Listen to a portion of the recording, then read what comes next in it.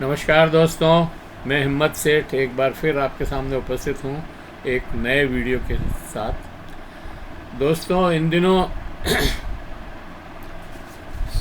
हमारी न्याय व्यवस्था पर बहुत सारे प्रश्न चिन्ह खड़े हो रहे हैं और इसलिए हम आज उसके ऊपर बात करेंगे। हमारे साथ अरुण कुमार जी हैं, अरुण व्यास, जो खुद बहुत बड़े एडवोकेट हैं, 40 साल की करीब प्रैक्टिस है और लॉ टीचर भी हैं, पढ़ाते भी हैं। तो इनसे ज़्यादा अच्छा आदमी, उपयुक्त आदमी लॉ पे बात करने के लिए या जुडिशरी पे बात करने के लिए उदयपुर में तो संभव नहीं था। तो मैं अरुण जी, आपका बहुत बहुत स्वागत है हमारे इस यूट्यूब महावीर समता संदेश के इस यूट्यूब पर। मैं अरुण जी कुछ प्रश्न खड़े करूँगा, फिर आप जैसे भी उसका उत्तर चाहें।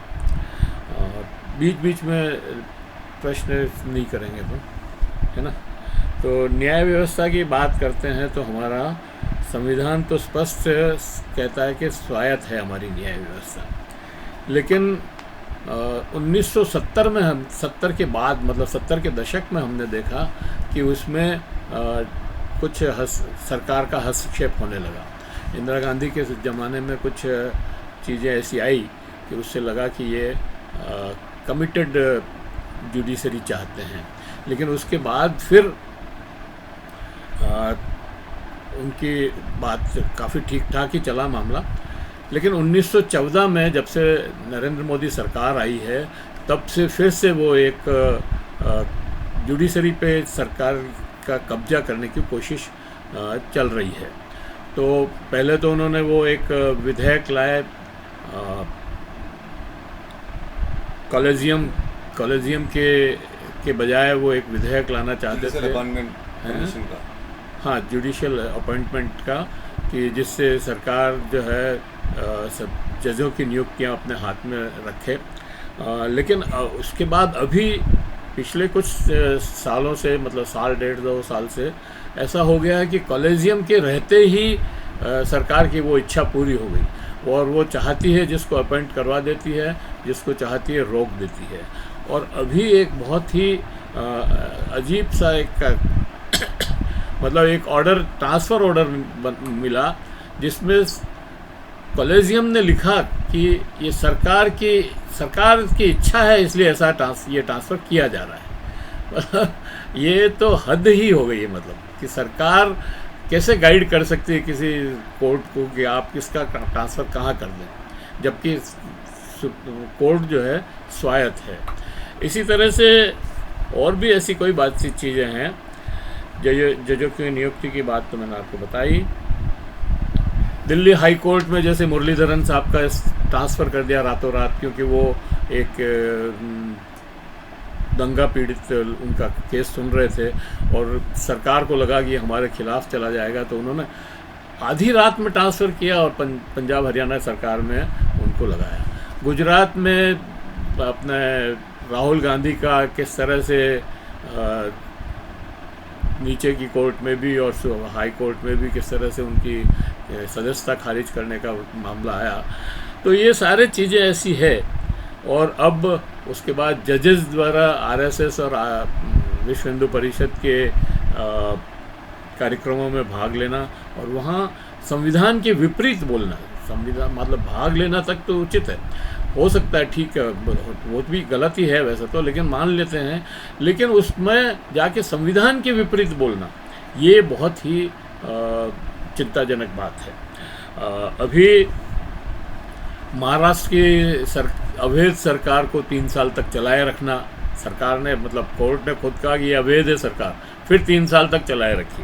तो ऐसे बहुत सारे मामले हैं। और अभी दिल्ली हाई कोर्ट में स्वर्णकांता जज साहिबा के बेंच में अरविंद केजरीवाल ने साफ कहा कि मैडम, मुझे ये, मतलब वो खुद अपना कोर्ट प्लीड कर रहे थे और वो डिस्चार्ज हुए हैं लोअर कोर्ट से, और उनके वो जो है सीबीआई ने केस किया हाई कोर्ट में, और वो ये कह रहे हैं कि सर जज साहिबा, मुझे आपके उसके ऊपर बिल्कुल विश्वास नहीं है। मुझे आपके ऊपर बिल्कुल विश्वास नहीं है कि आप मुझे न्याय दे पाएंगे।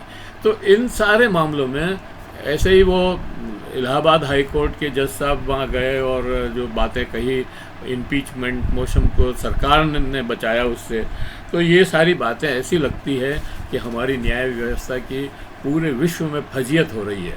और हम अब हमको नहीं लगता कि न्यायपालिका हमारे साथ न्याय करेगी। जो अरविंद केजरीवाल कह रहे हैं वो हर आदमी अपने मन में सोच रहा है, हालांकि लेकिन कोई विकल्प नहीं है, इसलिए जाना तो कोर्ट में ही पड़ता है। पर कुल मिलाकर के ये है। तो इन सारी बातों पर मैं अरुण जी से पूछना चाहता हूँ कि अरुण जी, ये जो बातें हैं जो supreme court, high court, lower court और पूरी न्याय व्यवस्था पर एक प्रश्न चिन्ह खड़ा करती है, आप इसको कैसे देखते हैं? देखिए, संविधान निर्माताओं, एक मिनट और एक अपील मैं आपको कर दूं कि आपने अगर अभी तक भी हमारे YouTube चैनल महावीर समता संदेश को सब्सक्राइब न किया है तो सब्सक्राइब कर लें, बेल आइकन दबाना न भूलें, और अगर वीडियो अच्छे लग रहे हैं तो लाइक करें, फॉरवर्ड करें, अपने मित्रों को भेजें, सोशल मीडिया पर डालें, कमेंट बॉक्स में जाएं, कमेंट लिखें, सुझाव दें।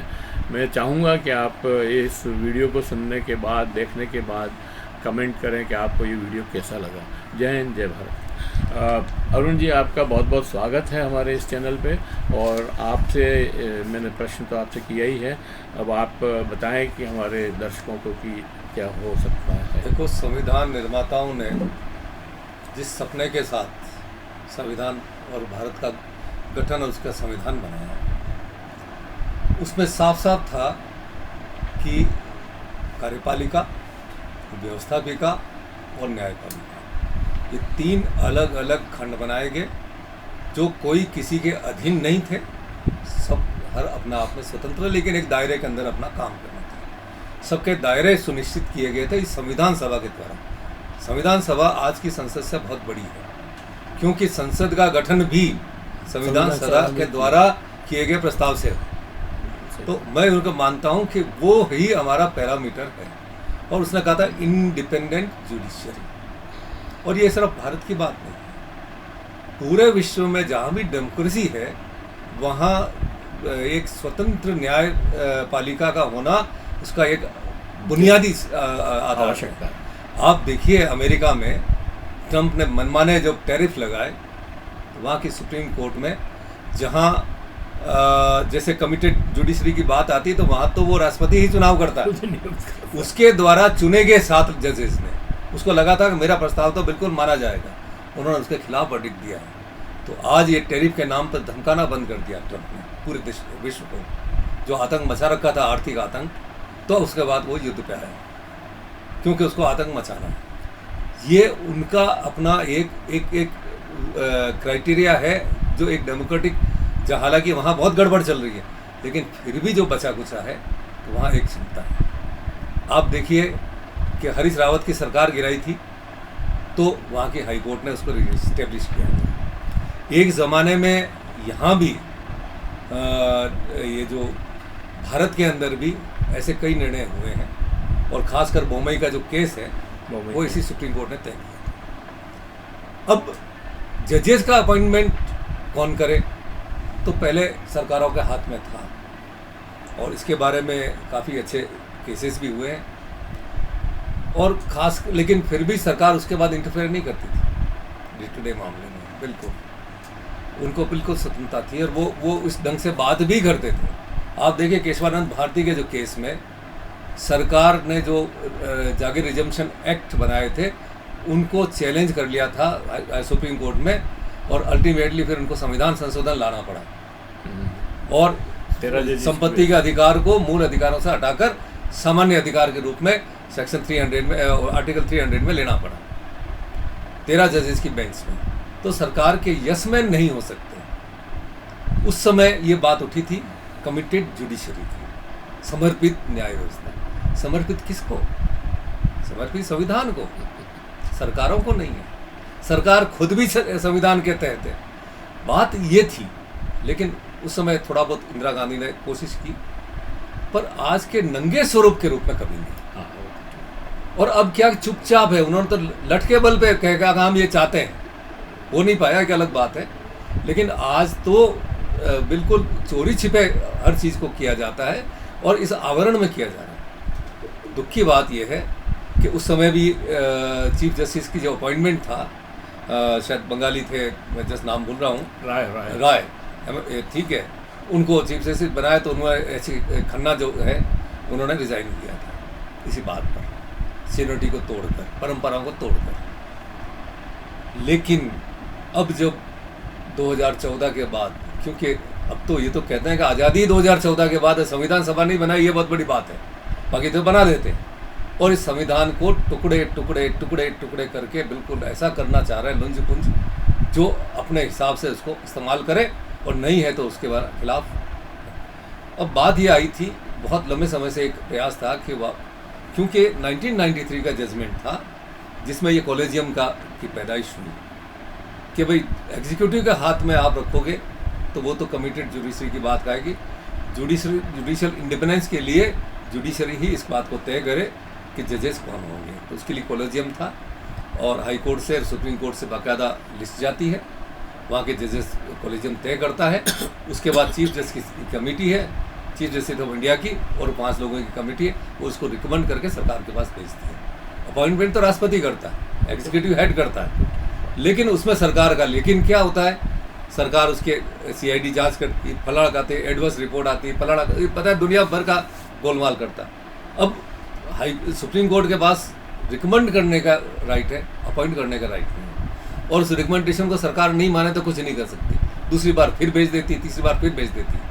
पर ऐसा नहीं कि 3 बार भेजने के बाद तो आपको माने, जैसे राज्यपाल का अधिकार सीमित है कि 2 बार यदि आ गया आपके पास एक्ट, वापस विधानसभा ने एसेंट पास करके दिया तो आपको एसेंट देनी है। आप तो देखो राज्यपालों को एसेंट भी 3-3 साल से लटका रखे, केंद्र को भेज दिया फलाड़ के बहाने।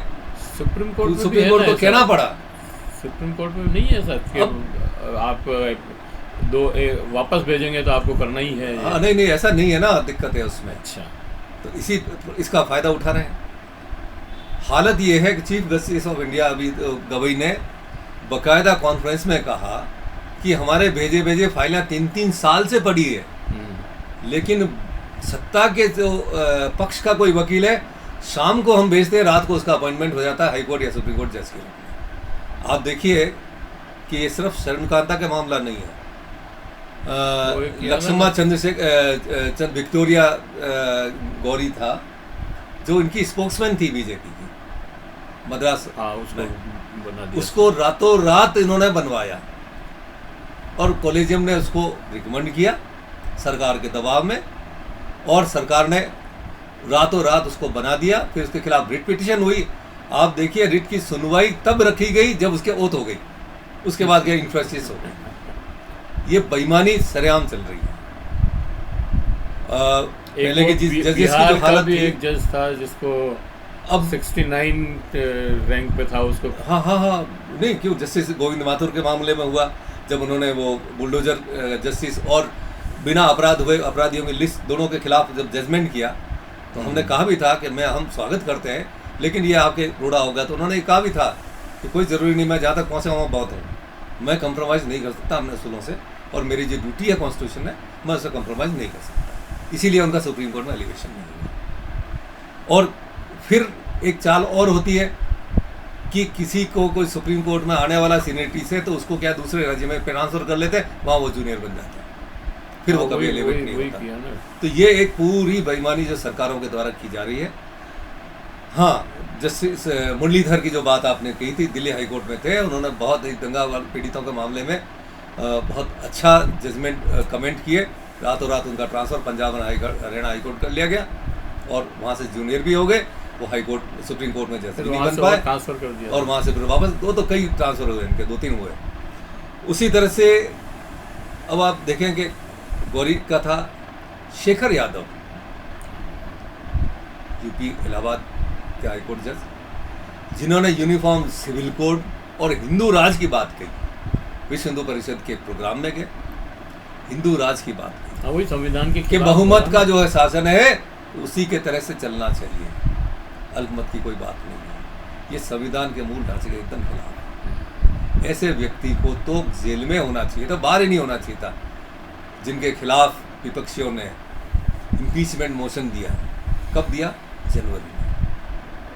आज 16 ये अप्रैल को वो रिटायर हो गया ससम्मान, कुछ नहीं किया, सरकार दबा के बैठ गई। इम्पीचमेंट मोशन तो अब हाउस के जो प्रेसिडेंट है वो ही लाते हैं। आप देख लीजिए ना, उपराष्ट्रपति के खिलाफ भी आया था, ख़त्म कर दिया।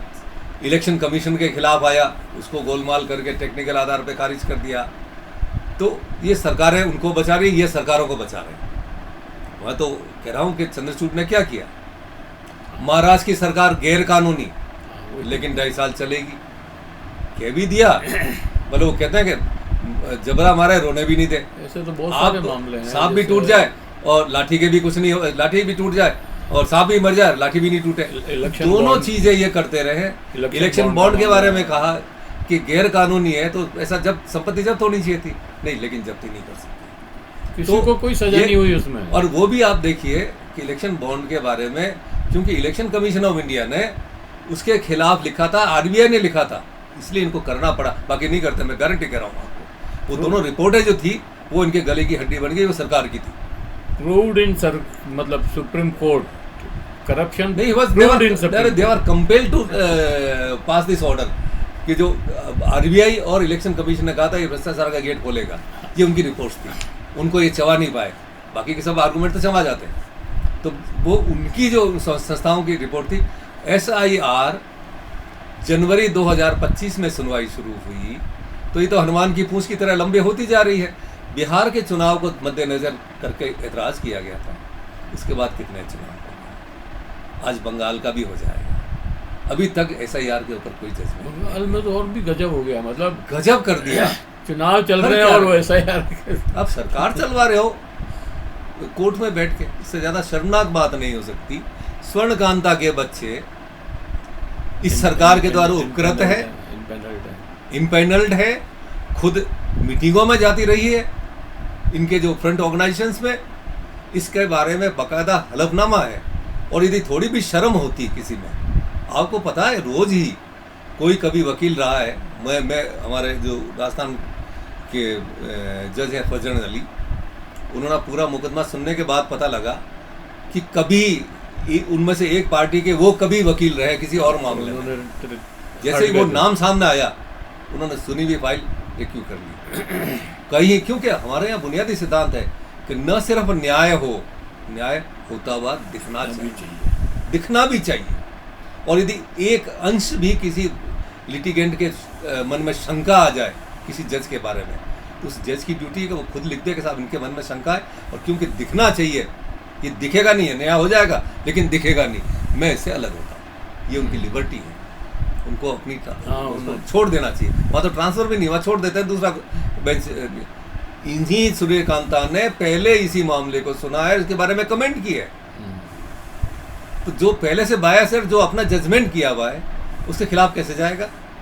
कोई संभावना ही नहीं है। लेकिन सरकारों ने जानबूझकर चाहती है कि ये टंगे रहे। हालांकि मैं बहुत ज़्यादा अरविंद केजरीवाल पे बहुत आस्तिक नहीं है, वो एक अलग, क्योंकि वो एक अलग राजनीतिक बात है, और वो उनको तभी छोड़ा जाता है जब सत्ता को जरूरत होती है, और तभी अंदर रखा जाता है, सत्ता को जरूरत नहीं होती। नहीं, हम तो कोर्ट की बात कर रहे हैं, लेकिन हम केजरीवाल की बात नहीं कर रहे। मैं उस बात को नहीं कर रहा हूँ, वो लेकिन फिर भी उनको न्याय का हक है। मैं कह रहा हूँ कि जब अपराधी आपको कसाब को भी आपने न्यायिक प्रक्रिया और उसको पूरी वकील तक दे के एक इंडिपेंडेंस से, थोड़ा बहुत ठीक है बहस होगा, लेकिन ये दर्शाने की कोशिश की, आप सब कुछ करो, कम से कम दिखो तो ठीक। अब तक नंगे रूप में आप सामने आ गए, तो ऐसी जुडिशरी पे क्या भरोसा होगा? लेकिन इनके पास आपने थोड़ा सा भी कह दिया, फट से कंटेंट की एक तलवार लगा देते हैं। मुझे ध्यान है, मैं इस एक सेमिनार के लिए अपने कॉन्फ्रेंस का अंग था 2013 में दिल्ली में, जहाँ शांति भूषण डायस पे थे, उस समय के चीफ जस्टिस डायस पे थे और होने वाले चीफ जस्टिस सामने बैठे थे। उन्होंने कहा कि आप लोगों की हिम्मत नहीं है। 2016 में मैंने प्रेस कॉन्फ्रेंस करके और बाकायदा छापा है, हिंदुस्तान के 16 में से 8 चीफ जस्टिस और थे, 4 को मैं ईमानदार नहीं कह सकता, मतलब, लेकिन मेरे पास सफिशिएंट एविडेंस नहीं, और 4 ऑनेस्ट थे। इससे बड़ा कोई आरोप जुडिशरी पर नहीं हो सकता। उसके खिलाफ कंटेम्प्ट की एक सोमोटो फाइल बनाई और वो फाइल बना के दबा दी। आज तक उस पर नोटिस जारी नहीं किया। शांति भूषण ने हमारे सामने कहा आपकी हिम्मत नहीं, आप नोटिस जारी करिए, मैं प्रूव करता हूँ। और जब प्रशांत भूषण के खिलाफ वो मोटरसाइकिल के फोटो के मामले में कंटेम्प्ट की प्रोसीडिंग करी तो प्रशांत ने बाकायदा दरखास्त लगाई कि उसको भी साथ साथ सुन लो, कि नहीं उसको नहीं हाथ लगाएंगे, क्योंकि खुद की भलाई। यहाँ बैठ के जब दिल्ली के अंदर 10,000 दुकानों को बंद करते हैं और उसी के साथ चीफ जस्टिस के बेटे अपने घर में बैठ के बुकिंग करते हैं मॉल की, तो खुला खेल चल रहा है। ठीक है, 2 4 5 लोग ठीक बीच बीच में हल्के फुल्के आते हैं जो सरकार को क्रूशियल पॉइंट पे बचा लेते हैं। बाकी थोड़ा बहुत ऐसा दिखता है कि मैं धर्म भी कर रहा हूँ। शाम को बकरे काटते हैं, सुबह कबूतरों को मक्के खिलाते हैं। तो सार्वजनिक रूप से तो मक्के खिलाएंगे, कमरे में बकरे काटेंगे। तो ये इस तरह का काम चल रहा है जो बहुत दुर्भाग्य और लोअर जुडिशरी को भी बर्बाद करके रखे। जब 4 जजेस ने, मतलब सुप्रीम कोर्ट के 4 जजेस ने आके प्रेस कॉन्फ्रेंस की, तब लगा था कि शायद अब कुछ चेंज होगा, लेकिन और बिगड़ गया उससे। तो चेंज होने के बाद में उन्होंने दुखी होकर की थी और दुखी होने वाले बाद में बिक गए। आप देखिए एक चीफ जस्टिस ऑफ इंडिया के ऊपर महिला के साथ मोलेस्टेशन के आरोप लगे ऑफिस के अंदर, इससे बढ़िया कंटेम्प्ट ऑफ कोर्ट का कोई बड़ा मामला हो नहीं सकता। लेकिन कंटेम्प्ट की फाइल दर्ज नहीं की। उन्हीं चीफ जस्टिस ने खुद ने सुनी, खुद ने तय कर ली, एक कमेटी बना ली। कमेटी में वही लोग थे, वो बरी भी हो गए। वो महिला को भी झूठा केस करने का कोई केस नहीं है, वो वापस नौकरी कर रही है, उसका देवर भी नौकरी कर रहा है। सब कुछ शांता षड्यंत्र था, फंसाया गया था। जो आज के सत्ता के जो रंगाबिला कर रहे हैं, जो खुलेआम ब्लैकमेलिंग के अलावा कुछ नहीं करते हैं। नहीं तो लोया उनके पास सब लोया से लेके सब कुछ है। ब्लैकमेलिंग करते हैं और वो ब्लैकमेलिंग करके वही आपके गोगोई साहब थे और बाद में वो पार्टी में शामिल भी हो गए, उपकृत भी हो गए। और जुडिशरी का जो पतन है, शिवशंकर या क्या शंकरन थे जो चीफ जस्टिस ऑफ इंडिया रहे, जिन्होंने राष्ट्रपति को शपथ दिलाई, वो राज्यपाल से शपथ, मतलब जिन मुख्य न्यायाधीश केरला को उन्होंने नियुक्त करवाया, उनसे शपथ लेने पहुंच गए, केरल के राज्यपाल बन गए। तो अब ये पतन मतलब प्रोटोकॉल में राष्ट्रपति चीफ जस्टिस ये बहुत ऊपर है। और आप जाके कहाँ राज्यपाल क्या चीफ वो वाइस चांसलर बनने के लिए, हाँ वाइस चांसलर, और ये इसके लिए लालायित है। तो ये और ये सत्ता ने या तो ब्लैकमेलिंग करती है, उनके कुछ कमजोरियां पकड़ती है, ऑनरेरी क्लासेस लेते तब तक तो ठीक था। और यह है बहुत शर्मनाक स्थिति है और इस देश को बचाना है तो लोगों को और खासकर जागरूक लोगों को उठना पड़ेगा और वही रास्ता निकालेंगे। वरना ये और जो आज जो कुछ दिख रहा है थोड़ा बहुत दिखावटी, कल बिल्कुल नंगे रूप से अत्याचार और फांसीवाद आएगा। धन्यवाद। बहुत बहुत धन्यवाद अरुण जी, आपने सारी बातों को खुल करके रखा। और अब दिशा तो कुछ है नहीं, आंदोलन इस देश में मुश्किल ही होगा, बहुत ही मुश्किल है, क्योंकि नेपाल जैसा देश देखिए आंदोलन करके और अपनी सरकार बदल दी, और यहाँ हम जो है हिंदू मुसलमान करने में लगे हुए हैं। तो देखते हैं कभी तो बाहर आएगी। देखिए मैं इस पर भी कुछ कहना चाह रहा हूँ कि आज़ादी की लड़ाई में भी हिंदुस्तान का कितना इलाका तो कम ही लोग होता है, कितना इलाका था और उस इलाके में कितने लोग थे, वो आगे आएंगे। कभी भी निराश नहीं होना चाहिए। इमरजेंसी के दौरान भी इतनी निराशा थी देश में, अचानक परिवर्तन हुआ, दौर आता है, देशों में जो परिवर्तन आता है उसमें पीढ़ियाँ भी लग जाती हैं। अभी हंगरी में आया, हंगरी में भी ऐसा ही तानाशाह था। कई बार विदेशों का असर भी होता है। भाई रूस की क्रांति ने इतना असर किया कि पूरे विश्व के कई देशों में क्रांतियाँ हो गई। तो ऐसी कई अंतर्राष्ट्रीय परिस्थिति, राष्ट्रीय परिस्थितियाँ ऐसी होती है। और आज जब सत्ता के प्रति मोह भंग हो रहा है लगातार, ऐसा नहीं है कि नहीं हो रहा है, क्योंकि ग्रेडिंग कर रही है, उनको गाली देने वाले, उनका आलोचना करने वाले दिन दिन बढ़ रहे हैं। हो सकता है कल उनका ये जो बिल वापस हुआ है, मतलब नहीं पास हुआ, उसने भी बहुत लोगों में जो है वो जगाई होगी आशाएं कि यार बिल्कुल बिल्कुल। ना, देखिए तो वो तो खैर है ही है। दीवार जब गिरती है आखिरी हथौड़े से हमको लगता है आज ही गिरी है, लेकिन हर हथौड़ा उसको धीरे धीरे कमजोर करता है। वो आखिरी परिणाम कभी भी आ सकता है। और लेकिन हाँ, कल राहुल गांधी ने जो म्यूजिशियन का विस्फोट किया, राहुल गांधी का, प्रियंका का, सबका देखिए, दूसरों के भी जो भाषण थे नहीं भाषण तो सब अच्छे और ही जो थे। जो स्टैंड था और जो आरोप थे, बहुत संगीन आरोप थे। उस शर्मनाक, किसी को शर्म हो तो डूब मरने के बराबर था। लेकिन वहाँ उसने तो 16 कोई तक असर कह ही दिया, एब्सटीन का नहीं कहा, क्योंकि एक मर्यादा है, ये लोग तो थोड़ी मर्यादा रखते हैं। नंबर 16 और क्या कह दिया। तो और जिस तरह का सरेंडर है, बिल्कुल सरेंडर है। आप खाना पीना हंगना भी यदि आप अमेरिका से पूछ के, डोनाल्ड ट्रंप से पूछ के कर रहे हैं, ऐसे प्रधानमंत्री तो से शर्मनाक स्थिति आज तक तो हमने नहीं देखी। इंदिरा गांधी का आलोचक थे उसकी वो, लेकिन उसने जो निक्सन को जवाब दिए, नहीं, वो और तो आज ईरान दे रहा है, ही है। और आज ईरान दे रहा है, आज कनाडा दे रहा है, अमेरिका जेलेंस्की ने जो जेलेंस्की दे रहा है, वहाँ कोलंबिया ने जो जवाब दिए, सबने दिया। छोटे छोटे देश जवाब दे रहे हैं। तो ऐसा नहीं है। हम सरेंडर वो सुबह कभी तो आएगी, हम तो इसी आशा में जीते हैं। चलो, बहुत बहुत आभार आपका, आप पधारे और हमारे दर्शकों को ये सारी बातें बताई। मित्रों, अगर आपने अभी तक भी हमारे YouTube चैनल महावीर समता संदेश को सब्सक्राइब न किया है तो सब्सक्राइब कर लें, बेल आइकन दबाना न भूलें, और आपको ये वीडियो कैसा लगा हमें कमेंट बॉक्स में बताएं, और अच्छा लगा हो तो लाइक करें, फॉरवर्ड करें, और लोगों को भेजें, अपने सोशल ग्रुप्स में डालें। फिर मिलते हैं किसी और वीडियो के साथ। जय हिंद, जय भारत।